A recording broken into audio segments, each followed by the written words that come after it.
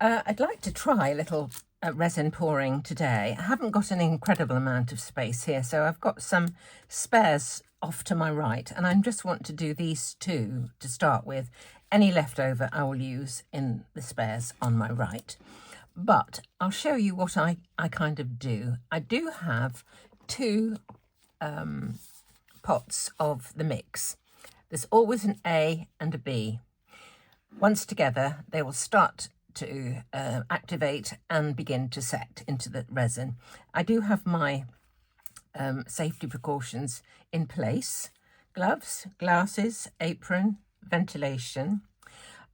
So this one you can see, well, you can maybe be able to see slightly. There's a slight separation of whatever's in there. So I always give this one a shake.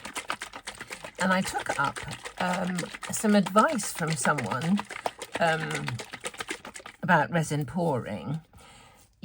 I was having difficulty pouring from a little paper cup. I'll show you what I had. I had some little paper cups like this, but I found it really difficult to pour, and I was dribbling all down the side of the pot. So someone said to me, you can get silicone little containers.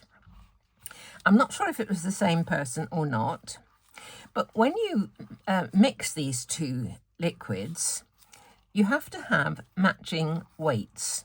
So if you put your pot onto the scales, it's zero-wise, it's on the wrong measure. Let's get it onto grams. There it is on grams. If you pour, whatever you pour into there, you have to match it with the other one, A to B. Now, as you're pouring, it might be quite difficult to do exactly that pour.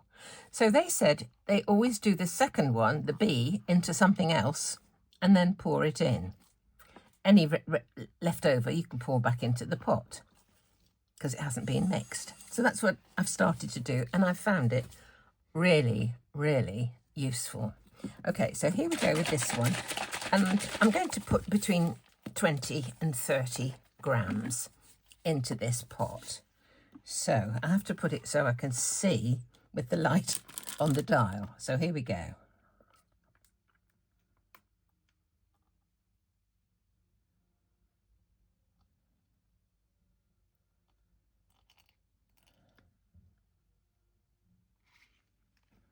I've got 23 there. I'll put just a little bit more in actually. 27. Okay, I've got 27 grams in my pot. Now I've labelled this one B, so this one is only ever used for B, because if any of A ever goes in, it's going to mix and make it set. So that should be exactly the same weight, and it is. So now I'm going to put the second liquid in, and I want to try and get to 27 grams.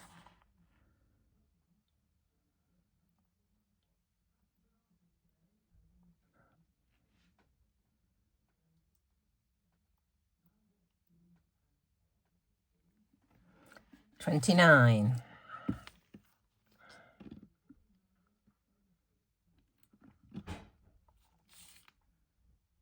28.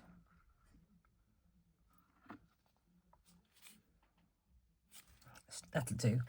It's not far off. Okay, now what I'm going to do is mix the two liquids together. Okay, putting it into this one.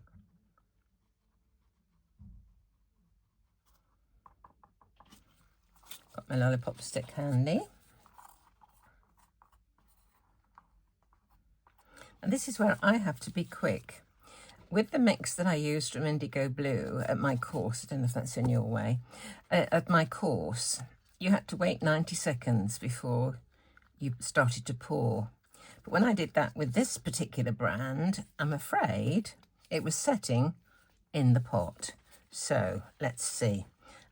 These escutcheons are what I'm after.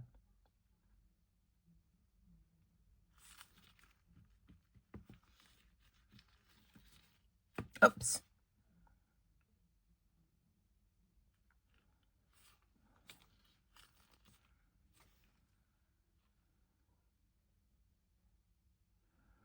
but I will do the keys as well.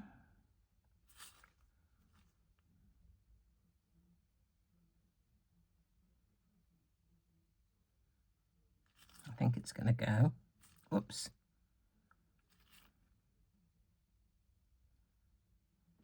We'll have the daisy.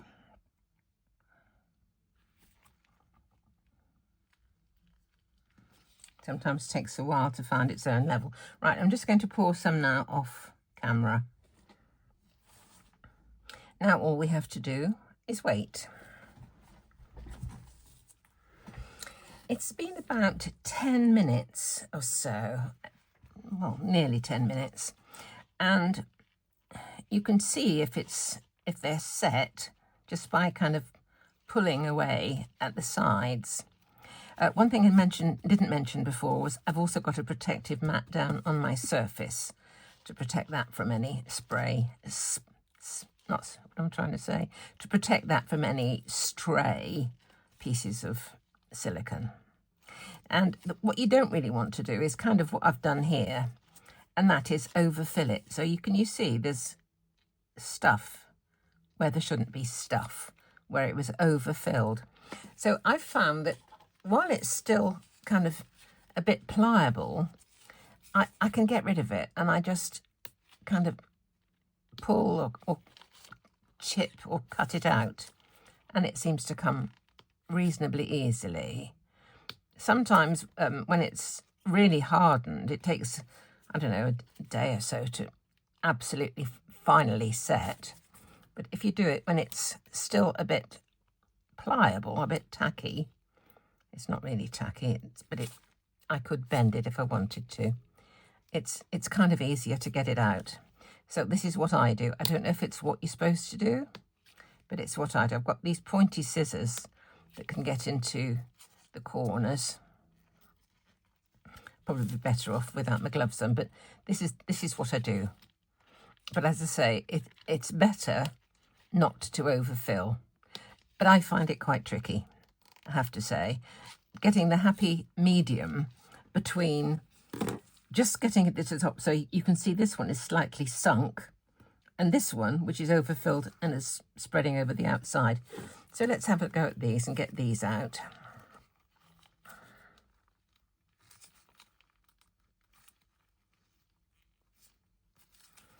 There we go. Isn't that pretty?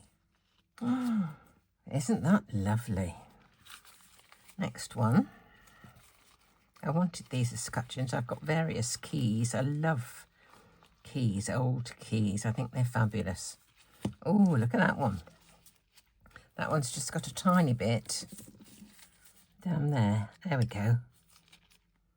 Isn't that lovely? Look. Oh, pleased with this.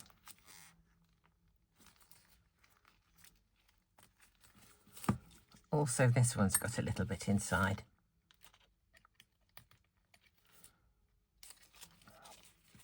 Let's see what to do with this one. I also sometimes use a craft knife just to smooth. I'll show you how I do it. Just to smooth off the edges, like this. Just to tidy them up. There we go. A little bit there. There we go. Aren't they pretty? Let's get the keys out.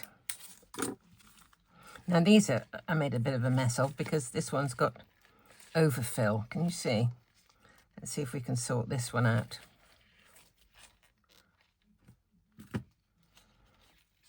It's a pretty key.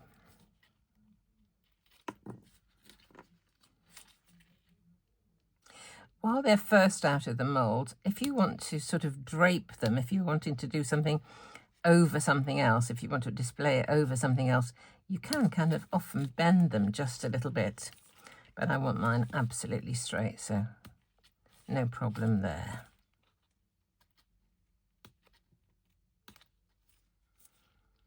Let's say I can tidy it up with a craft knife. I don't know if you're supposed to do this, but it kind of works for me.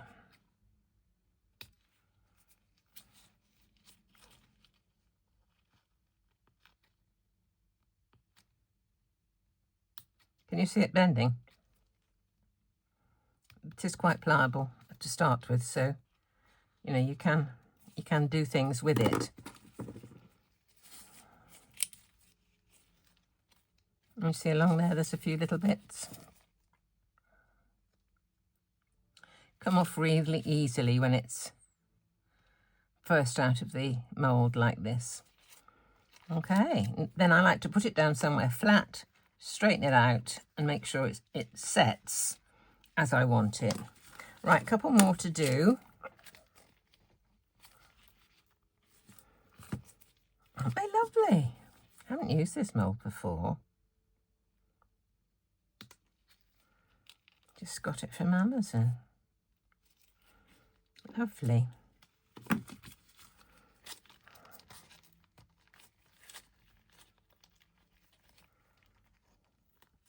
And that one, would you believe it or not, looks perfect.